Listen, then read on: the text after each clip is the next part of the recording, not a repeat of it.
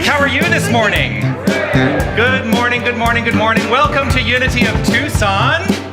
I'm Reverend Jonathan Zenz. I'm the spiritual director, the senior minister here. I think that my official contracted title is senior minister, but I said spiritual director for so long in many other places, it kind of trips off the tongue. We are here at Unity of Tucson, a spiritual community. We are grounded in the essence of love, and that's what we are here to celebrate today. Are you ready to celebrate some love today? Sounds good to me. Sounds good to me. If you want to stand up and move your body and dance around while we sing this opening song, I'm delighted to have you do that. And we're going to have Anna Mello, our guest today, sing along with us. Yeah. My eyes are wide and open. My eyes can see. My mind is filled with knowing. My mind believes. I am awake. I am awake. Once you know where your freedom lies, you can't go back and close your eyes. The truth that cannot be denied. You are the light, you are the light, you are the light. You are the light, you are the light, you are the light. My heart is clear and growing. My heart can see. My soul is full of knowing. I'm trying to find the key. My soul believes. It's an alto key for you. I am awake. I am awake. Once you know where your freedom lies, you can't go back and close your eyes. The truth that cannot be denied. You are the light, you are the light, you are the light. You are the light, you are the light, you are the light.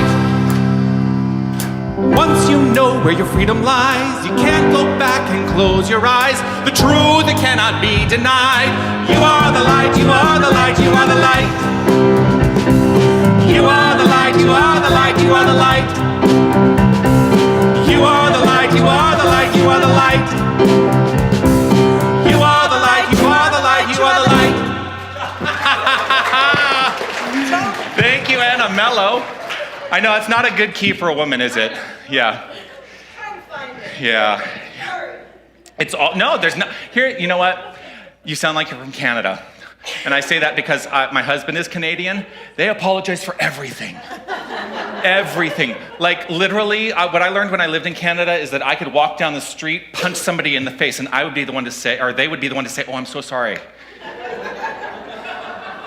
That is the Canadian vibe. Once again, good morning, good morning, good morning, beautiful humans. Welcome to another glorious Sunday here at Unity of Tucson. I'm usually very full of energy. I think it's a little heightened today.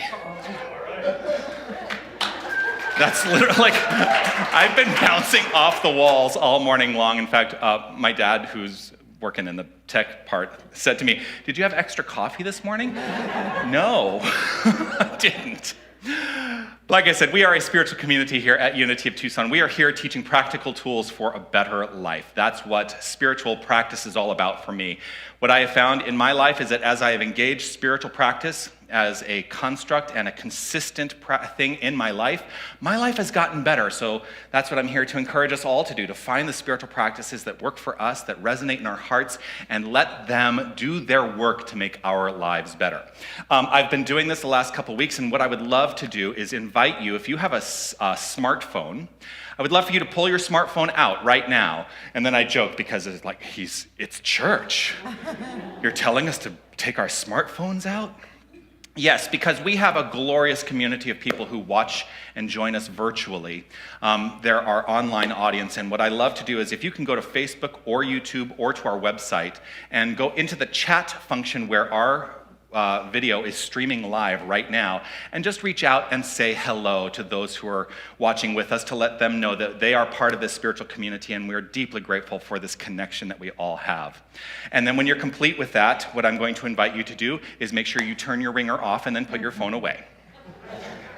Yes, yes, yes. Sorry, I've got to make an adjustment here on one thing.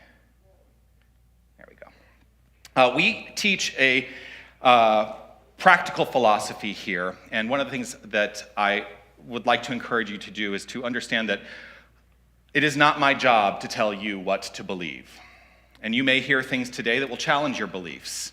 And you may hear things that are in alignment with your beliefs. What I would like all of you to do is to get in touch with what your beliefs are so that you can address them, because your beliefs are setting the expression of your life. They are setting the tone of your life. Your beliefs create your experience. So get in touch with what it is you do believe. I'm not going to tell you what to believe.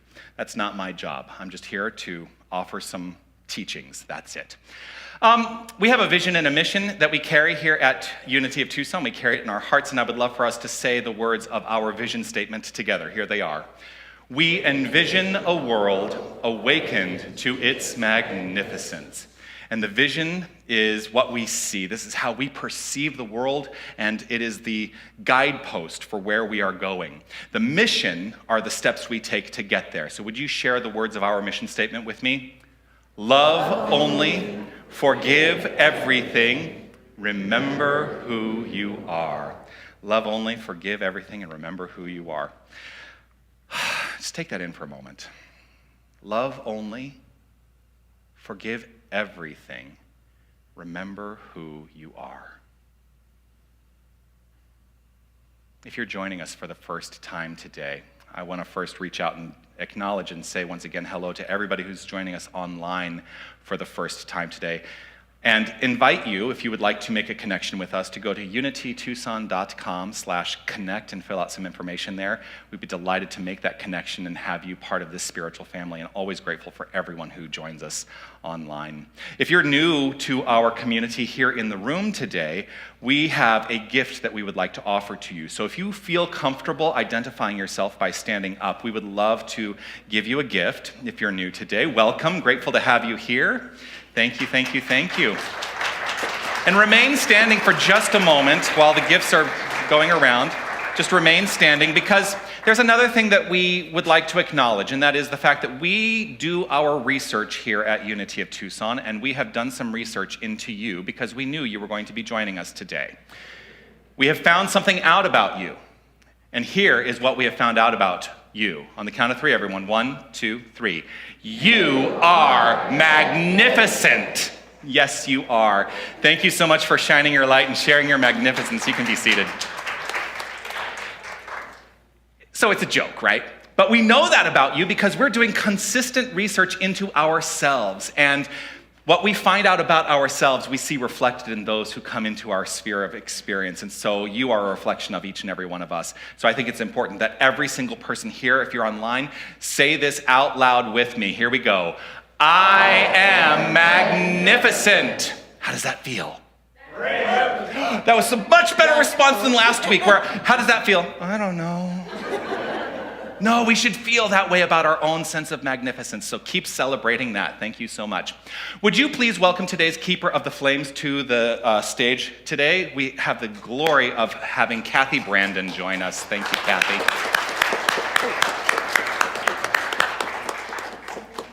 Almost there. I'm going to come and fix your microphone because it's now...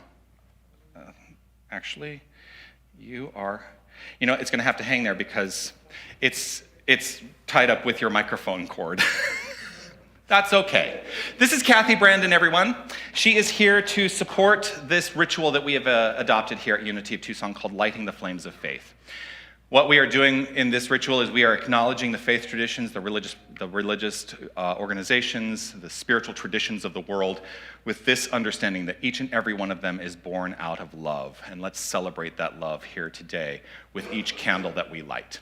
So we first begin by lighting a candle for the Tao, honoring the universal path of harmony and equilibrium, the natural way.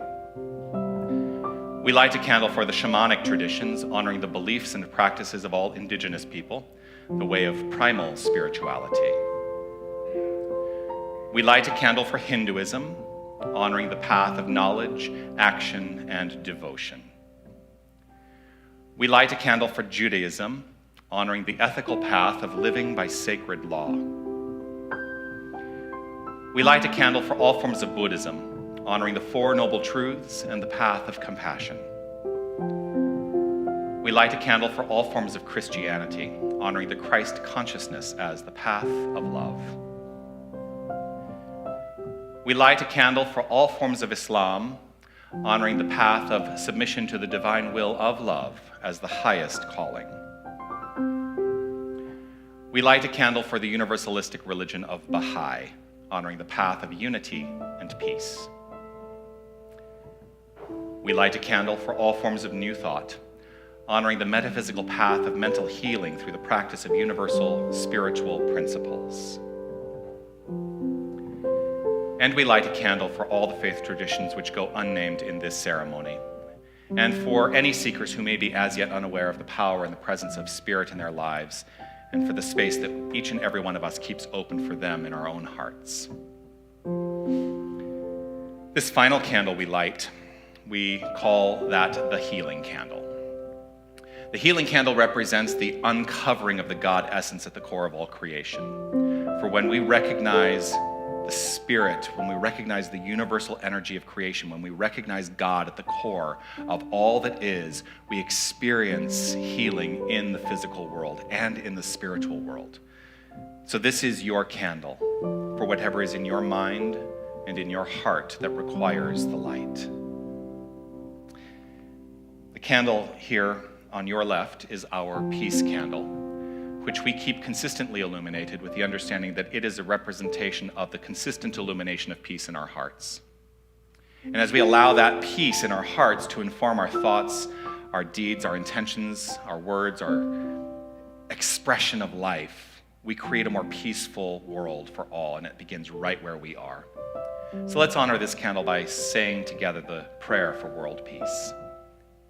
Divine love indwells each person and radiates from one to another. Harmony is established and peace begins to reign in the world.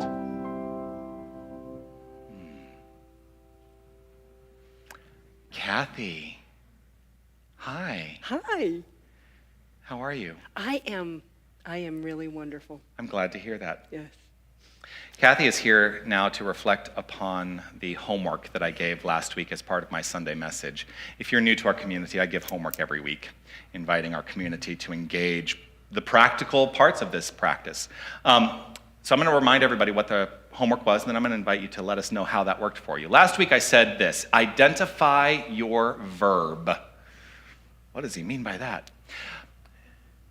Ministry for me is a verb. It's an activity. It's not a noun. It's not a thing that I wear. It is who I am, and it is the thing that motivates my action in the world. So what I was asking all of us to do was to find the verb in our lives. And perhaps ask not, what must I do to be, but rather, what is my being leading me to do? Get the difference there? The best being translates into doing, I believe. I hold that firm in my own heart. So I invited everyone to shine their light, to shine their love, and to totally dive into the practice of their verb this week. So tell me about what happened for you this week. Powerful week to have this as a homework, first of all. Okay, so for me, there are a lot of things that I do on a daily basis. And one of them is walking. So I walk, and I'm engaged in increasing my fitness and my stamina. And what I do once a week is I bring my long-handled reacher with me, and I pick up trash that I see along the way. So that's my being, just taking my ability to respond to what I see on my path. The other thing that I do, every week I show you these beautiful bags. Well, I come from a long line of women who have always expressed love from their hearts through their sewing machines. And so I'm following in that grand tradition and continuing, and in the process, using up a lot of fabric that I've accumulated over the years. So that is like a double blessing for me. And another thing that I do every day is I read. I love to read. And the book, and what I look for is these little markers, these are the gems that I find. In Reverend Jonathan's, in one of his very first a presentation here, he had a whole bag of books with him. And he talked about how they can become a burden. And while I do agree with that, I also think that they are a diamond mine, because there's so many beautiful little glimpses of God that we find in these books. And this, I'm just going to read just a really short one that really grabbed my heart. this week. It's about a woman who was talking to a young man who was becoming a master woodworker. And she said, "Iho, if you're truly meant to be a master carver, you have to learn that nothing is what it seems on the surface. What we see is only the face. Everything that lives or ever has lived has a spirit, an inner life. We may disturb that spirit for our own needs, but first we must acknowledge its existence, its importance, and pay due respect. A master carver has to have more than just skillful hands. He must also have a grateful and humble heart, as is needed for all who do the work of the soul." And really, that's all of us in this room and out there listening. We are here to do the work of the soul. This week has been a difficult week for me personally, because the end of May is when my own mother made her transition 53 years ago.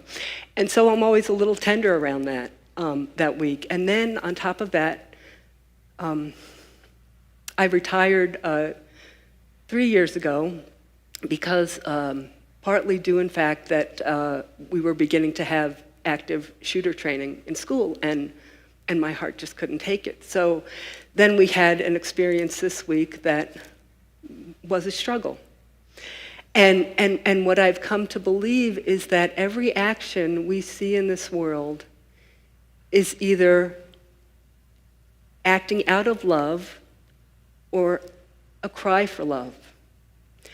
And I really realize that it's up to each and every one of us in this room and listening to these words in perpetuity that we are called to be love and light. Jonathan reminds us of that every day at 11:30. He says, "You are love, you are light, you are life, you are magnificent." We're called to love. We're called to be love. We're called to just be who we are. For me, that comes out in reading and sewing and meditating. And so I have this I used to have in my little classroom with my kids. And touch is something that you can't do normally in a classroom, right? And I worked one-on-one with kiddos. And so I would have them give the world some love and then hold it gently and feel the love that the world has to give to them. And I think this is what each and every one of us is called to do, because when we feel loved, when we feel seen and heard and acknowledged for the beautiful, light-filled spirits that we are, that's how we act and that's how we respond. And we let people know that, and we include the people who are standing outside of our circle. We include the people who may look different than us or speak differently or are from different parts of the planet, because we are all one and we are love. And so that's the verb that I have chosen for myself. And however that expresses in every moment, that's what I'm being called to do. Thank you. Kathy Brandon.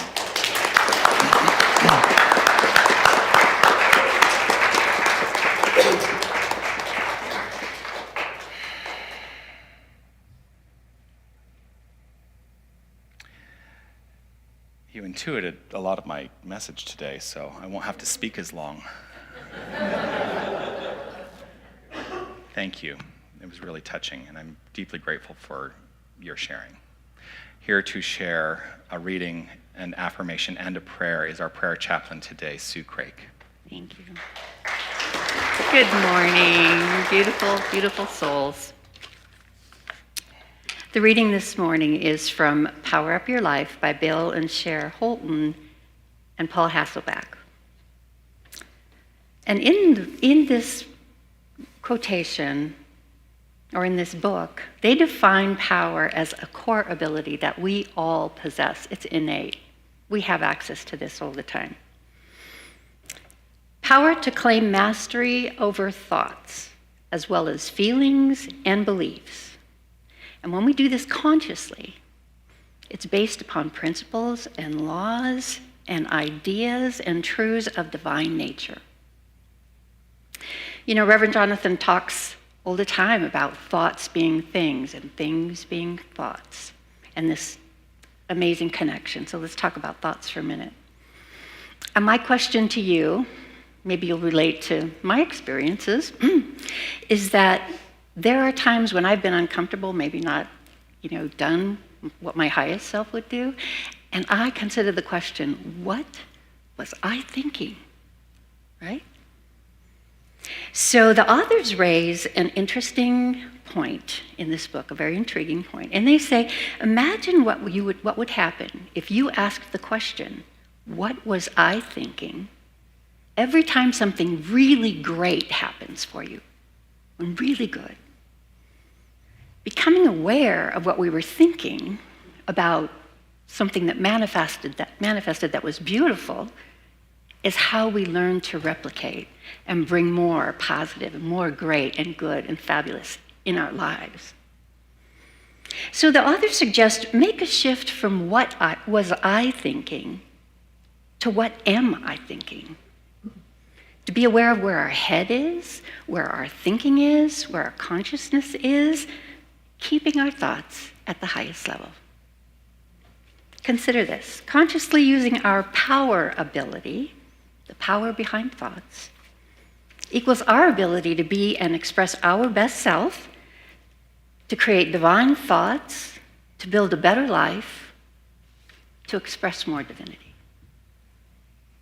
Namaste. So let's talk about an affirmation. Let's create one of those thoughts. And I'm going to share the affirmation. I ask you to just let it flow, let it feel, find its place nestled in your heart. And then I'll invite you to share with me and we'll say it together twice. So here it is. I am powerful, capable, confident, and self-assured. I know this because I know who I am. So let that just touch. Now let's say it together. I am powerful, capable, confident, and self-assured. I know this because I know who I am. Let's say it one more time together. I am powerful, capable, confident, and self-assured. I know this because I know who I am.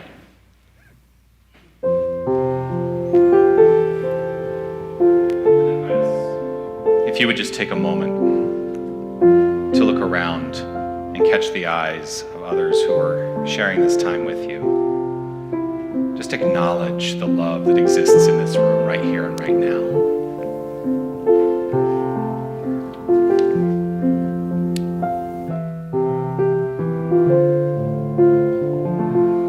In this moment, in this place, I remember who I am, letting fear and worry fall away from me. I open my eyes and see there is only love. There is only love. Love that heals, love that sets us free. There is only love. So let's take a moment and just connect with that inner self, that highest self. Let's pray for a moment. And in that core of our being, with deep and sacred breath, we connect. We connect us with ourselves, our own selves, and with this community. Acknowledging we are one connected presence, one power, one presence of unique expressions of one God energy. And Father, Mother God, with my faith, I affirm for all of us that the ability of power to manifest within propels us forward. in ways as we choose to think and to live the truth of our identity. I affirm that we direct this power. It moves at our command as we master our thoughts, based on those principles and laws and truths and ideas that are divine. And I affirm that we are power-filled. We are divine and we are magnificent. And so with deep gratitude, I trust, I believe, I accept, and I know that divine power and love and magnificence flows perfectly within each of us right now. Accepting this truth, I allow it as so, and I get out of the way and let Spirit flow through. I claim it as so, and so it is. Amen. When I lose myself, when it seems I've lost my way, I go inside and quiet my mind. I can hear Spirit gently say, there is only love. There is only love. Love that heals, love that sets us free. There is only love. Love that heals, love that sets us free. There is only love.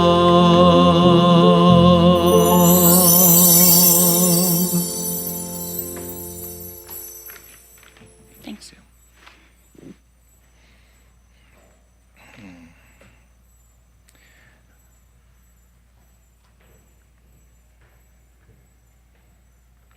Last year, I was having a chat with Linda. I said, Linda, we got to shake it up. I sing a lot in this church. I don't need to sing all the time in this church, so let's find good guest artists that we can bring in. And this is one of the guest artists that came into the fold, and I'm delighted to have her join us every month, one of the members of this community. Please welcome with our featured song today, Anna Mello.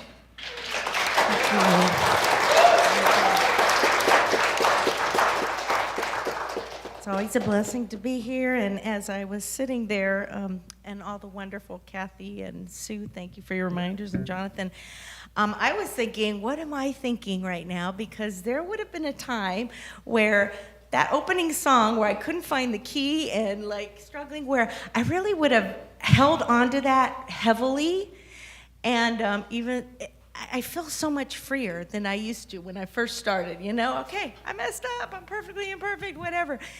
Because of the reminders of knowing who I am, really at the core. So anyways,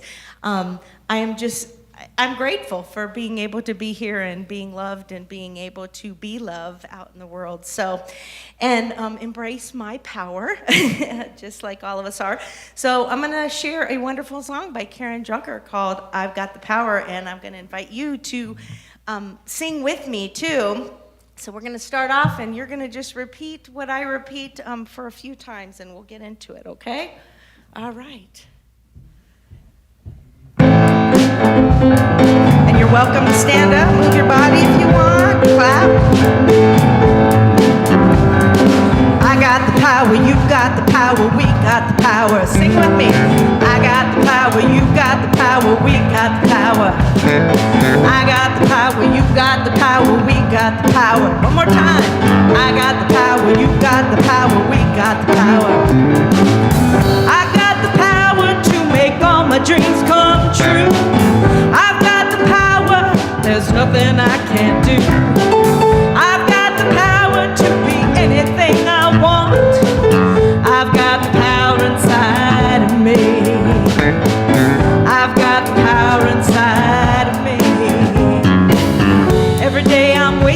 my time thinking someone else is gonna do it all for me. I've got to get up, get out, get it, just get started. Take one step towards my destiny. I'll define my direction with clear-cut intention. Declare what will be, and then watch it come to me. 'Cause I got the power to make all my dreams come true. I got the power, there ain't nothing I can't do. I've got the power to be anything I want. I've got the power inside of me. I've got the power inside of me. There are days when I feel that I'm just no good. Days when I don't even wanna try. But when I stop, look and listen and surrender, I hear a voice of truth I just can't deny. It says, you know you can do it, just get down to it. Have faith in yourself and the will to see it through. 'Cause I've got the power to make all my dreams come true. I've got the power, there ain't nothing I can't do. I've got the power to be anything I want. I've got the power inside of me. I've got the power inside of me. In those times when I feel so frightened and it seems like I just can't go on, I've got to look deep inside, 'cause that's where I find the power, the power, the power inside of me. Yeah, I've got the power, so do you, deep inside of me. I got the power, you got the power, we got the power. Let's sing it. I got the power. I got the power, you got the power, we got the power. Ready? We're gonna break it down. I got the power, you got the power, we got the power. Yeah! I got the power, you got the power, we got the power. I got the power, you got the power, we got the power. I got the power, you got the power, we got the last time. Oh well, all right, let's go. There we go. We had enough power already. Thanks. Anna Mello! Thank you. Thank you so much. I get excited and start dancing, and so I really confused the band last time, and I'm like doing this. I get it. I do the same thing. You know, so I know that a lot of people don't know that my previous career was as an actor in musical theater. Really? And I was thinking about what you said about, it is terrifying when you feel like you've messed up, but being able to let that go is a great thing. I was doing a show when I was in university. And sorry, it's because there's somebody in this room who actually worked on that show. I'm not gonna let you know who that was. And I was the cover for one of the tracks in the show. It was a musical review. And so what happens when I was in the show, but also covering another track. So what happens is when I go into this person's track, then we have an understudy who comes in and goes into my track. That's the way it works in theater. Not that you really needed to know that. But there was this song, and we were doing it all to pre-recorded tracks. We didn't have a live band when we were touring with this show. And this song starts out, well, well, well, well, well, well, well, well, well, well, will wonders never cease? I didn't like her. I couldn't stand her. And it's kind of this free, open thing, but you have to know that track so well. And I got to a point in the track, and I was a full bar behind where I was supposed to be. And then the track goes into its rhythm, and I'm sitting there on stage in front of an audience going, oh, shoot. What do I do now? I spit out a whole bunch of gobbledygook lyrics, and then I got back on track, so that was good. I carried that with me for such a long time until I finally said, why am I holding on to that? Who cares? you know? And then it brings me right into the lyric of the song. There are days when I feel that I'm just no good. Anyone relate to that? You ever feel like that? There are days when I feel I'm just no good. Days when I don't even want to try. But when I stop, look, and listen and surrender, I hear a voice of truth I can't deny. This whole month we have been talking about power because that is one of the 12 powers that have been identified by Charles Fillmore, and we utilize within the Unity movement these 12 powers, and this month has been the power of power, which always rings odd to my ear. But I'm just going to go with it. So it's the power of power, right? So we have the power. That's what we just sang, right? What happens when you feel powerless? What happens when you feel powerless?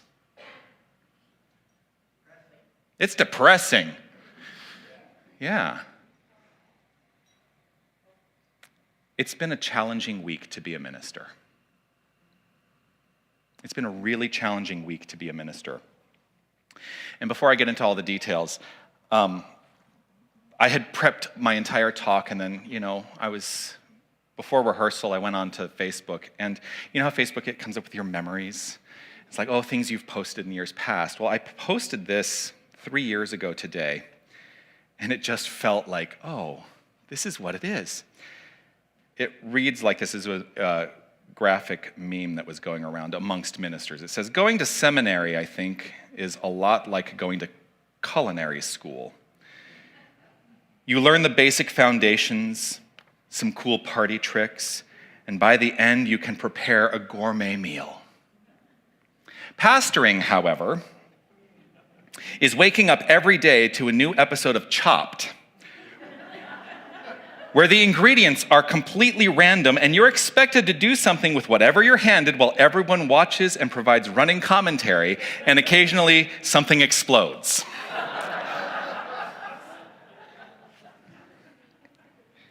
This was one of those weeks where there seemed to be a lot of explosions happening, just in my life. A lot of people going through significant family experiences that were reaching out to me this week. A lot of grief has been expressed this week, not just because of what happened in Texas, but that certainly has contributed to all of it. And so it's been a challenging week to be a minister. It's been a challenging week to remember I've got the power and I am not powerless. And it's very easy sometimes to fall into that mental space of powerlessness. But I do the work. That's what's important.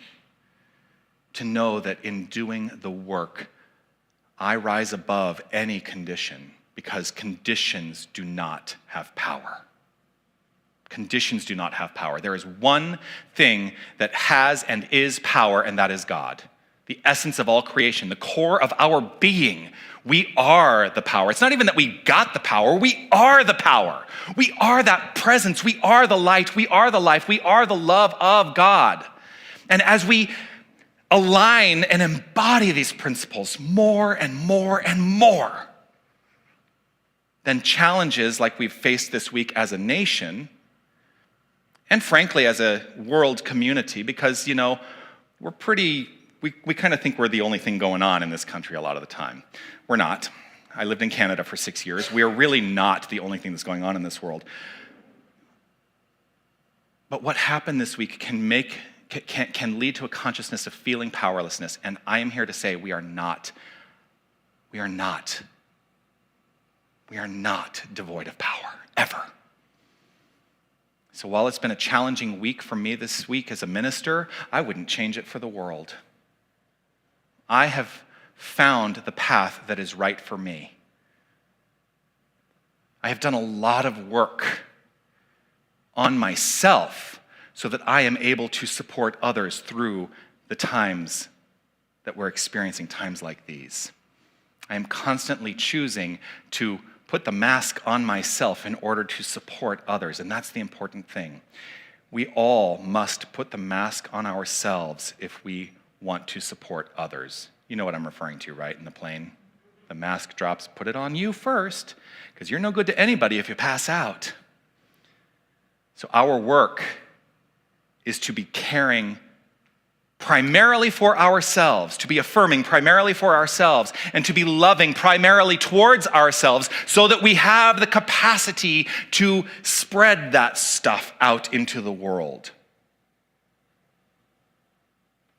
One of the people that I spoke with this week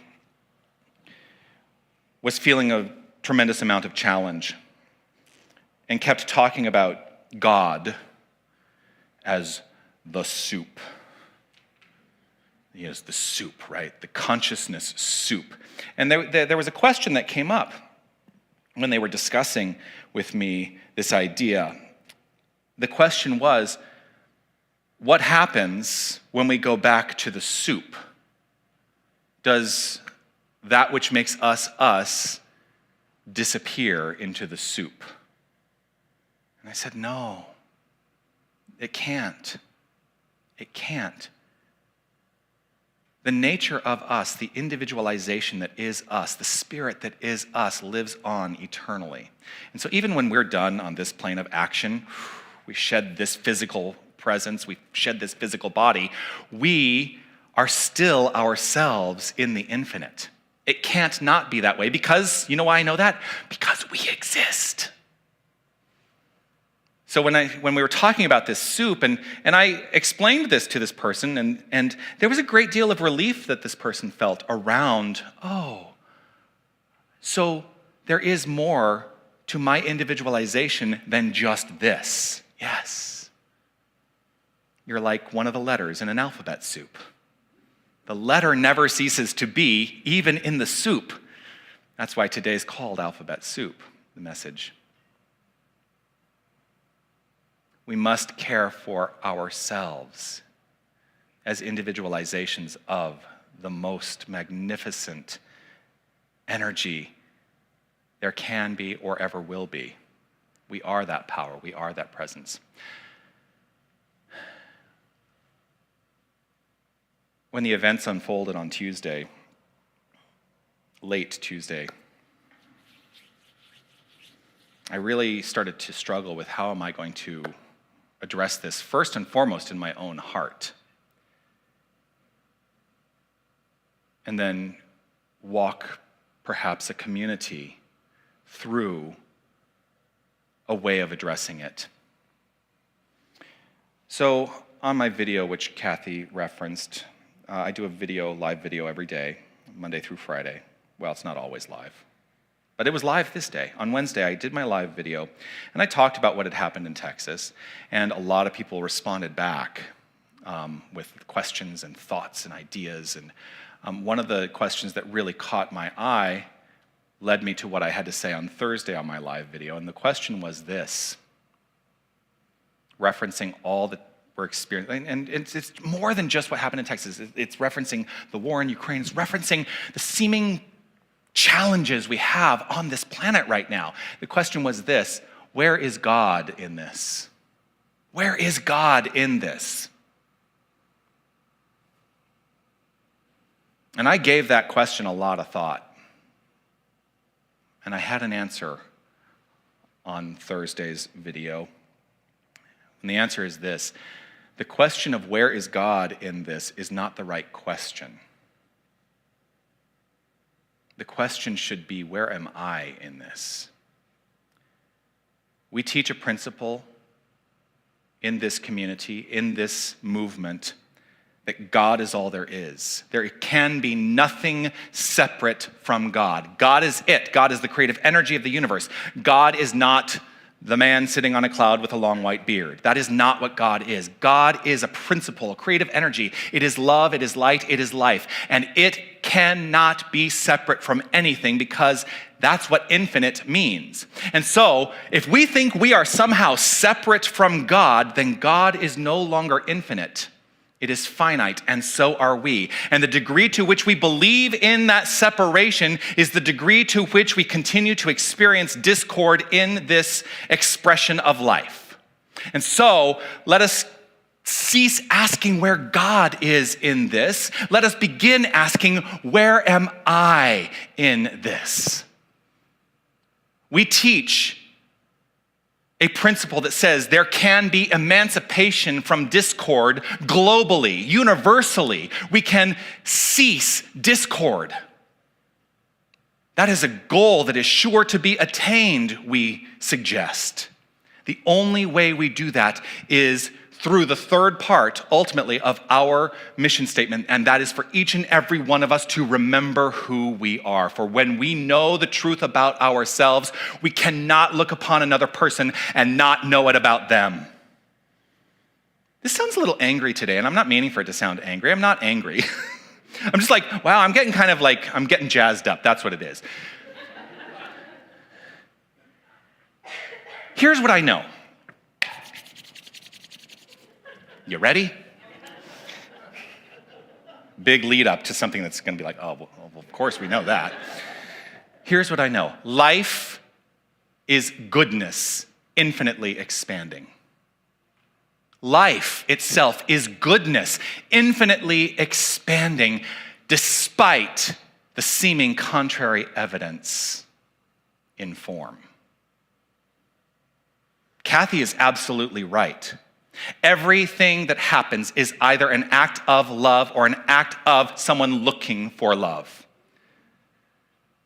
We hold as truth in this philosophy that there is no evil power. There cannot be evil power. There can be a misuse of the infinite power of love that may be a misguided idea that is rooted in that longing for love, that which we want so desperately to express and experience. But for some reason, we have forgotten who we are, and so we cease to understand that love is innate. Is the world inherently less safe now? Because I hear this all the time. It's like, oh my gosh, it just feels like things keep going down and down and down. The world's getting less safe and less safe and less safe. But do you know what? There are these people, they're called statisticians. You ever hear of those people? They keep track of things that happen, and then they quantify them using numbers. There was a thing that I read years ago now, actually. It was probably in relationship to another event like we had this week, where it really was a question, is the world inherently less safe now than it was? And the answer that was deduced was no. The world is actually safer now than it ever has been. Why does it feel different? Because we have more access to know what is happening. We hear about it more. And so, the more we take on the hearing about it, the more we can let the circumstances rule our consciousness, therefore giving power to the circumstances, which in and of themselves have no power, rather than knowing we are the power.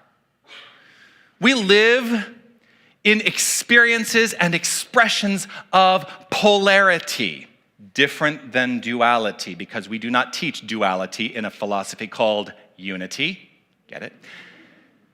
But we do live in an experience of polarity. Well, what does that mean? What is the difference? Duality is that idea that there is a power separate from us, that we have no control or no choice in the expression and experience of our lives because we have to be beholden to that power outside of the self. That's duality. Polarity means everything has its opposite, and we are always at choice in how we choose to move forward in life. So for every north, there is a south. For every right, there is a left. Or for you, for every right, there is a left.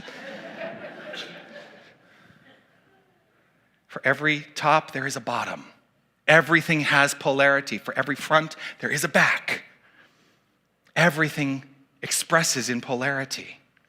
And we are always, 100% of the time making choices about how we express in that polarity. And we're making those decisions, we're engaged in those choices, whether we have an awareness of them or not. So today, what will you do to bring to awareness that which may be lurking below the surface that can make your life better by making a different decision?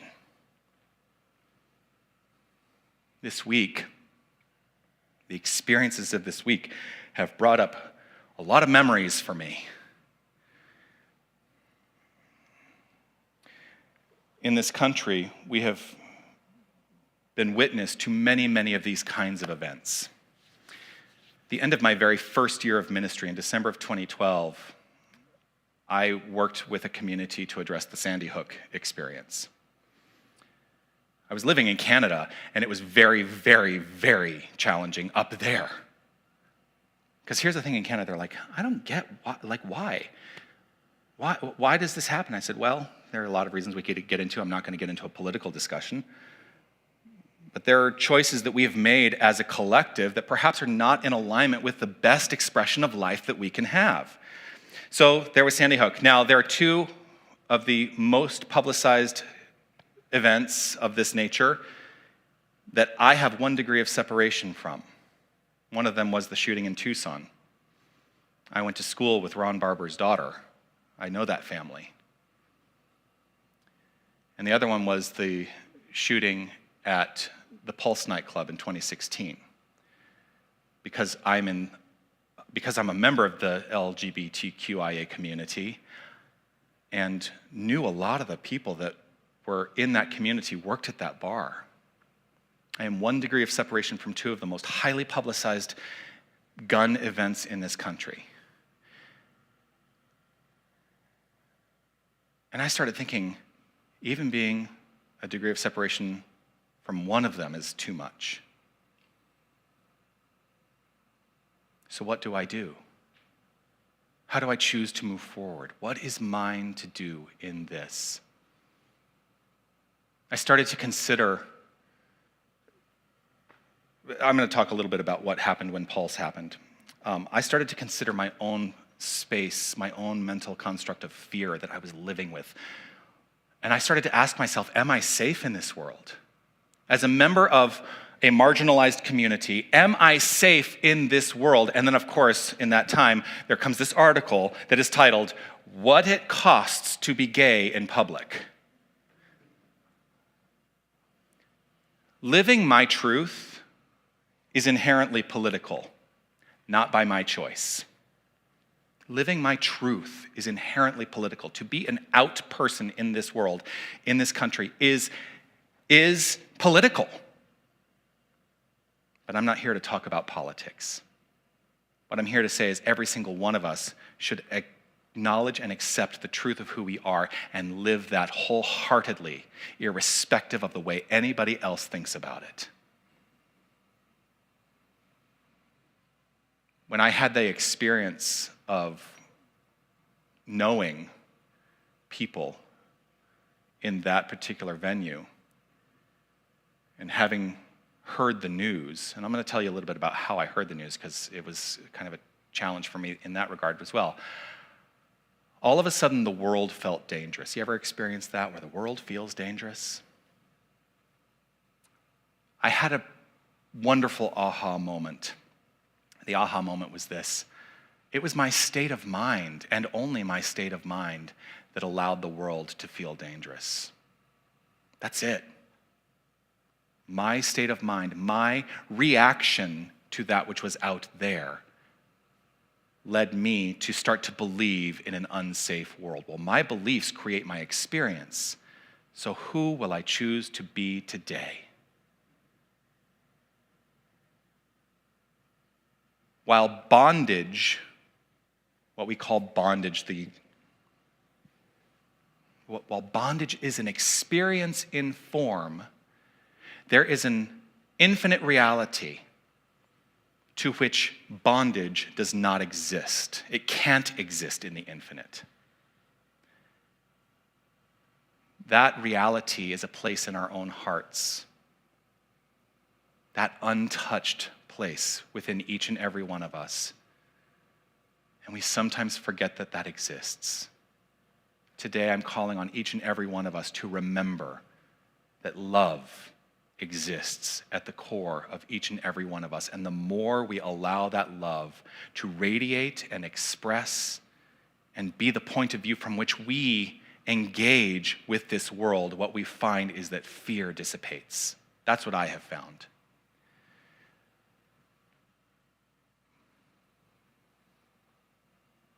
I'm looking at my notes and I'm like, I don't want to talk about that next part.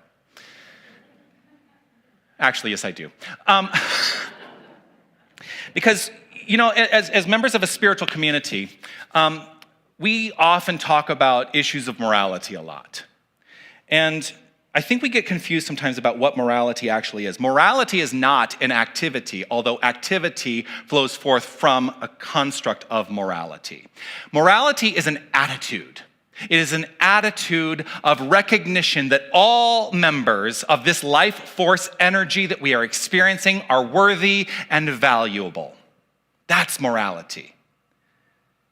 True morality is born by seeing the full humanity of all people. It is an embodiment, not an intellectual understanding. And I think we get separated from that idea by going, look at that person over there and what they did, and thinking that that somehow assigns a value to them that is not in alignment with the truth of who they are, which is God. I'm saying it's a tall order. It can be a very tall order, but I've committed my life to understanding that no matter what I see in the world, every single person is God expressing, whether they know it or not. And usually when they are experiencing and expressing in ways that don't feel so good, it's because they don't know who they are. That's the only thing I can understand, is that they do not know who they are. So my job is not to go over there and beat them over the head and say, you need to know who you are. It's to say, I choose to know who they are. And I am a radiant, vibrant light of love that as I express and understand this about every single person I see and experience in this world, they will come to understand it to such a degree that it cannot be questioned. This is how I see every single person in this room. Every time I look upon your magnificent faces, I see only one thing, and that is the face of God. And let us never forget that is who we are always experiencing. That is who we are always encountering. That is who we are always interacting with. It is always God interacting with God.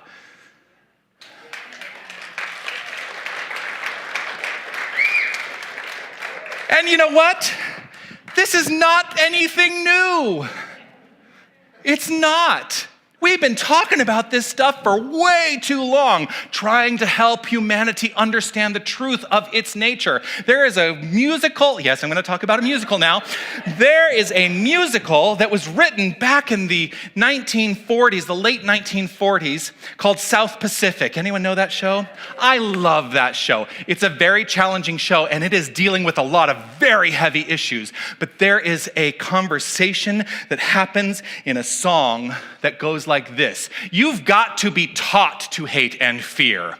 You've got to be taught from year to year. It's got to be drummed in your dear little ear. You've got to be carefully taught. You've got to be taught to be afraid of people whose eyes are oddly made and people whose skin is of a different shade. You've got to be carefully taught. You've got to be taught before it's too late, before you are 6 or 7 or 8, to hate all the people your relatives hate. You've got to be carefully taught. How many of us are still living with the things we were taught as children that are not in alignment with knowing the truth of who we are? Let us today, once and for all, get rid of that notion, to let it go, to put it to the dustbin of history where it belongs, and step forth to know the truth of who we are.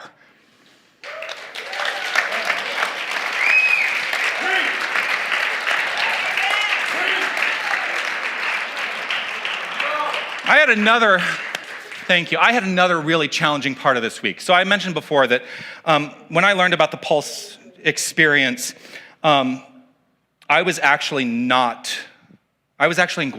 when that happened.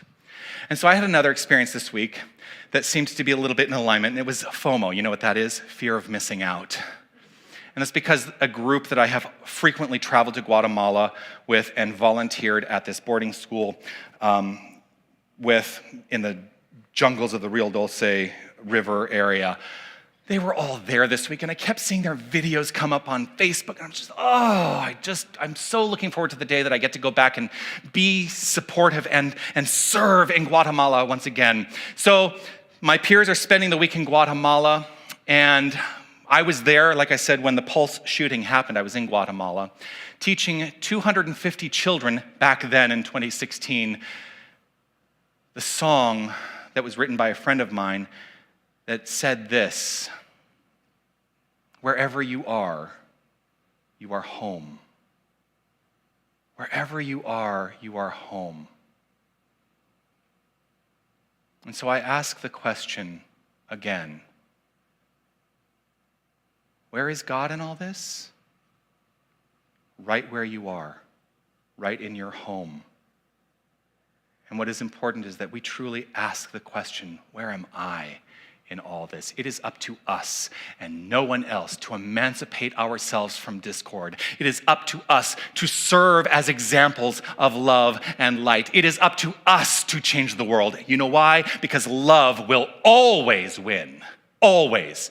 Period. End of sentence. You are magnificent. Peace and blessings.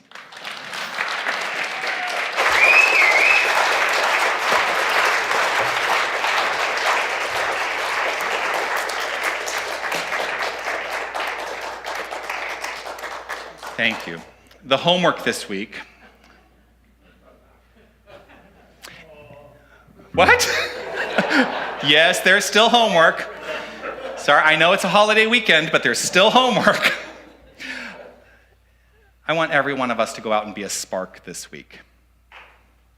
What does spark mean to me? Spiritual practice in acts of random kindness. Spiritual practice in acts of random kindness. I love my, what are they called? Acronyms. Like antonyms, that's not right. I love my acronyms. So this week, I would like you to find a way every single day to pay it forward in some way. You get to decide what that is. That's the homework this week. Be a spark. I'm going to invite us all to relax right where we are. Just check in to see if there's anything that has resonated with you here today that you get to carry into the rest of the day, into the rest of the week, and let that be present for you, that kernel of truth, that idea. Let us take a moment to resonate with whatever it is, right here, right now, in the silence.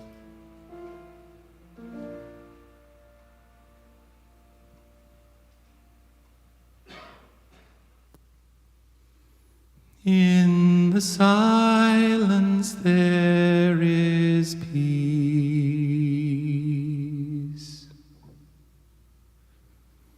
In the silence there is unspoken joy. In the silence there's release. As my heart opens up to the voice, I awake to these precious moments when I hear all that could ever be said, and right here in this holy silence I find God, I find myself.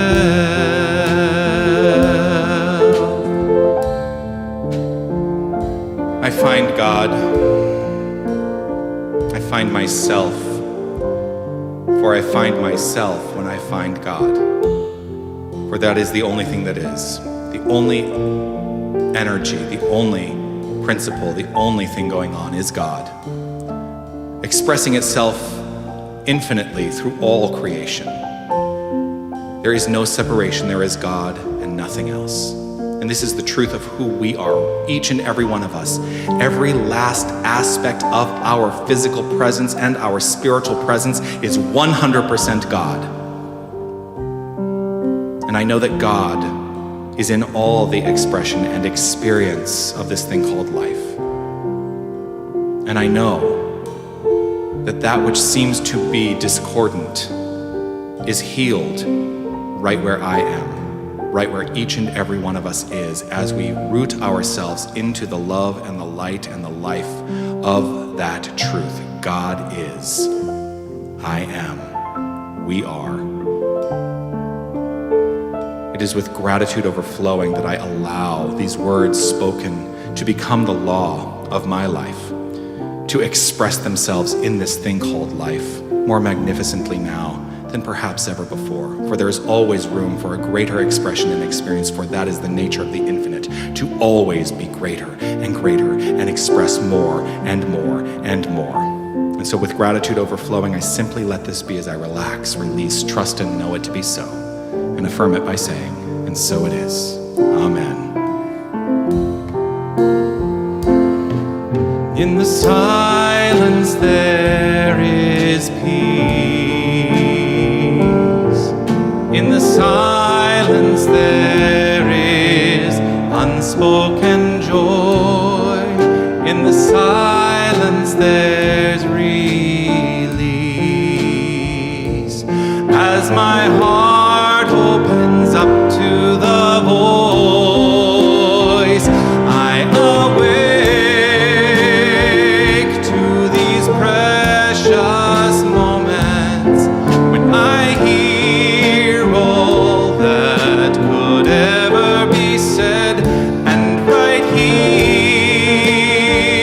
in this holy silence I find God. Oh, I find God. I find myself.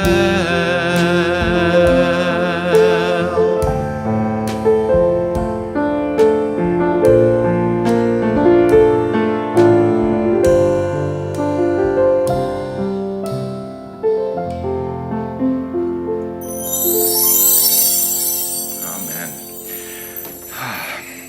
Would you please welcome to the stage the president of our board of directors, Laura Cass.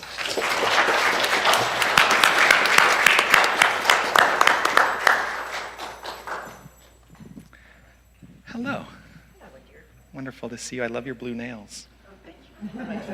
And your toes too. Glorious. If I thought that this community would let me get away with painting my nails, I might do it. Oh, we would. We would. Be myself! Yep. Next week. Well, one of the things that comes to mind, as I said to Jonathan not too long ago when he talks about having a rough week as a minister, I said to him, where do you go? Who do you talk to? He talks to us, brings us all these uplifting messages, comes on stage every week, full of energy. I said, where do you go for your help? And I told you. You did. I have my peers, I have my colleagues. So he has some regularly scheduled phone calls that Yeah. he takes place. And you know what? Here, sorry, I'm going to interrupt That's you for a right. moment because that's This is really really important. important. It is really, really important. I want to let you know, if you do find yourself in a place of needing maybe a little extra support, given what's happened in this world this past week, do not hesitate to reach out. We are here to support you. We are here to be the light and the life and the love when you are having trouble understanding that about yourself. So please never hesitate to reach out for what you need. This is a spiritual community that is here for you. Thank you. Yes, absolutely. And also, just a reminder, too, that we have prayer chaplains, and I think Indeed. we'll announce their names, but there are always prayer chaplains available after a service. So this morning, I'm to come up here and remind you of all the many ways there are to support this community. And I've thought about this the last couple of days because I have been filled personally with so much sorrow, outrage, and horror. I was trying to think of something to say, and I spent some time going through daily words, some meditation things, and you know what? It all just boils down to the reason I give, and there's many ways to do that. They might be up there, I don't know, but the reason I do that is because of this morning, what we received this morning, things that were on our mind, things that were addressed. This is why I give, and I think that all of us do. Just because we have this beautiful community, we are here supporting one another, and we know that we love only. Forgive everything, and remember who we are. That's who we are as a congregation. So thank you for everything that you share with everybody else. Thanks. Thank you, Laura. Thank you. I invite you to take out whatever it is you're offering Unity of Tucson today in terms of financial contribution. And if you're giving as part of our pre-authorized program or giving by means of electronic means, you can hold that card, hold it right in your heart space, and let us recite together the divine givingness statement. I share this gift with love, conscious of the inner presence as the lavish source and substance of my supply. I am rooted in the assurance that this gift blesses Unity of Tucson, and I trust in its ever-present circulation, knowing its blessings return to me. And so it is. As the baskets go around, we will sing the celebration. I celebrate my abundance today. By giving this gift, I show my faith. As I open my heart, my world becomes a better place. I release all fear as I share gratefully. This love that I give always gives back to me. Knowing my oneness with everything else, I know that all that I give to myself.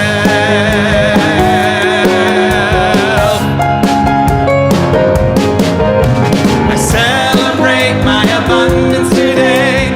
By giving this gift, I show my faith. As I open my heart, my world becomes a better place.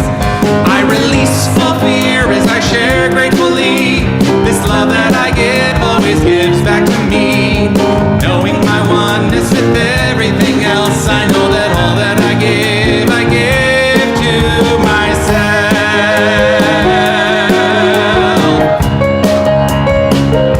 Here we go. I celebrate my abundance today. By giving this gift, I show my faith. As I open my heart, my world becomes a better place. Yes, it does. I release all fear as I share gratefully. This love that I give always gives back to me. Knowing my oneness with everything else, I know that all that I give to myself. Knowing my oneness with everything else, I know that all that I give to myself.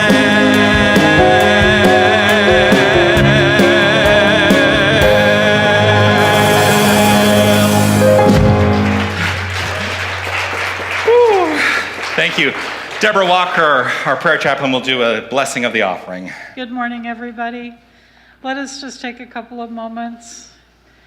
Let us feel the infinite flow, the infinite love that is moving through our community. And as it moves through our community, we send it out into the world to continue on an absolutely magnificent, amazing journey wherever it goes.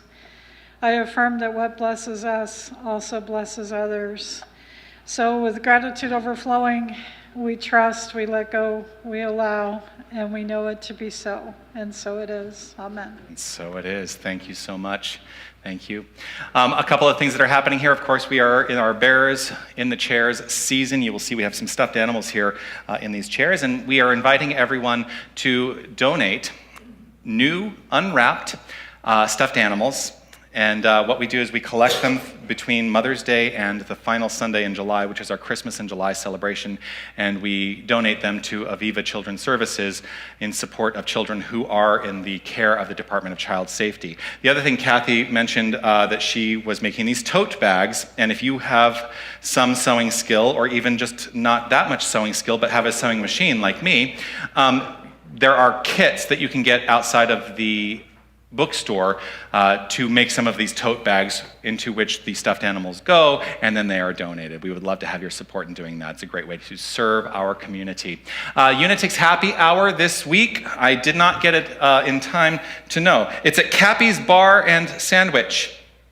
shop, I assume. It says just Cappy's Bar and Sandwich. June 3rd, Friday, it's at 2190 North Wilmot. You can join for happy hour and engage in community with friends of this community and church. Always grateful to know new people, so check that out. Friday at 5 p.m. Every Friday at 5 p.m. is a happy hour experience, and there's a schedule of that. You can see Molly in the foyer. Hi, Molly. For the schedule for the rest of the month. Also happening next Sunday, we are we're changing up the schedule a little bit. For the last 2 years, because of the pandemic, it started in the pandemic, I was doing a virtual meditation at 9 a.m. every Sunday. Did you know that there's a virtual meditation that was available? Well, next week we are changing it up. That will discontinue. We are going to have a live, in-person meditation here in the sanctuary at 9:30 every Sunday beginning next week. It will still be live cast as well, but would love to have you join a little bit early for meditation practice. It will be a shorter practice, about 10 minutes. Looking forward to being able to share that time with you and the energy. Also, what's happening? Unitix opera outings. This coming Saturday, the opera Hamlet, nice uplifting show, will be the opera that is presented at Elcon Century 20, whatever the movie theater is called. Unitix has a group that goes to see the opera on the movie screen, and this coming Saturday it is Hamlet, so check that out. Molly has more information about that as well. We would love for you to help inspire the youth. If you have anything that you would like to bring, teach a craft, read a story, bring your unique self to the youth program, Chris Paxton would be delighted to have you join in supporting our magnificent young ones, and grateful for them as well. I do want to let you know the gala dinner committee meeting today is going to be in room 3 following the service. Is that right? Yes, I see a nod. That is correct.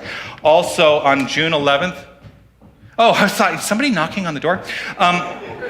On June 11th, there's going to be a Unitix outing to Leapin' Lizards Gallery. So if you want information on that, check with Molly in the foyer about that as well. Our prayer chaplains in service today, you've already seen them, are Sue Crake and Deborah Walker. They will be available here in the sanctuary following service if you need a 1-minute miracle, just a moment of prayer. If you have prayer requests that you would like to submit, you can do that on our website. You can also do that in the prayer box in the foyer as well.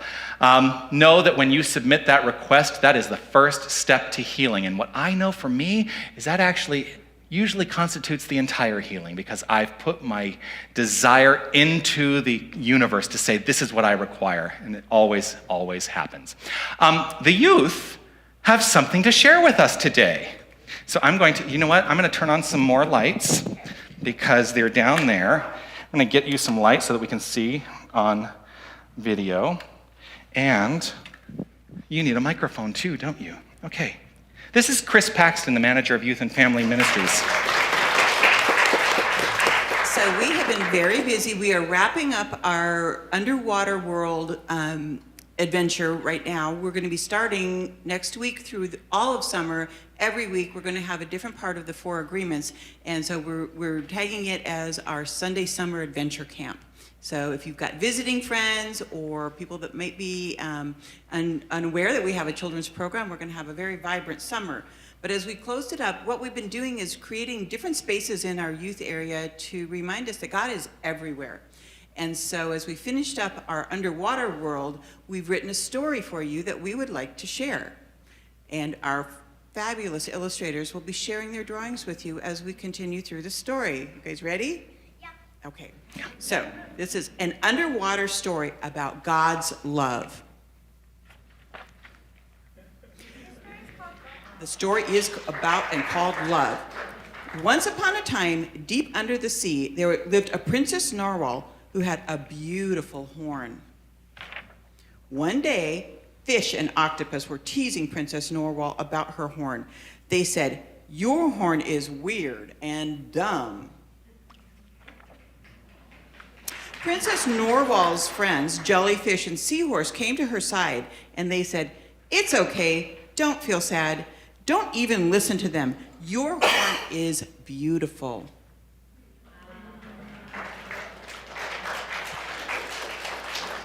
Mama Shark had been listening to everything that was going on. She gathered all the little sea creatures together and she said, "Remember, little sea creatures, that God wants us to let our light shine.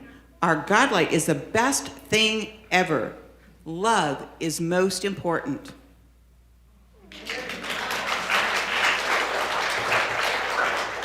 With that, Princess Norwal said, I'm going to forgive octopus and fish and share my superpowers with them. We didn't know you had superpower, exclaimed fish, octopus, jellyfish, and seahorse. What is it?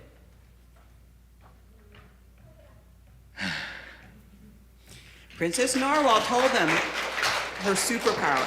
I can give each of you your own beautiful horn. Would you like that? Yes, please, they all cried. And with that, Princess Norwal waved her beautiful magical horn and gave each of her friends their own horn. She said, when we look at each other's horns, we will remember God's love and to let our own light shine. The end.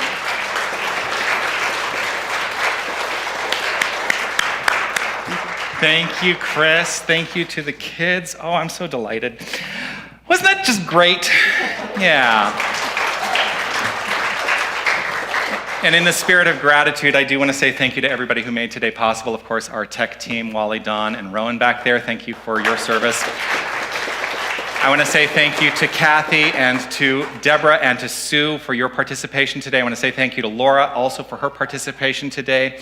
I want to say thank you to Linda and this magnificent band. As always, so grateful for what you bring in inspiration to us. Let's give it up for our magnificent musician today, Anna Mello. Grateful, grateful, grateful. I would also like to acknowledge that tomorrow is Memorial Day, and what I would love for us to do is, if you are someone who has lost somebody close to you who was in service, I would love for you to stand and be recognized, and let us honor those sacrifices with gratitude right here and right now with just a moment of silence.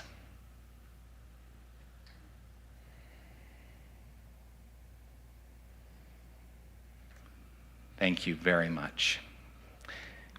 And to complete our day, let us say together these words of divine awareness.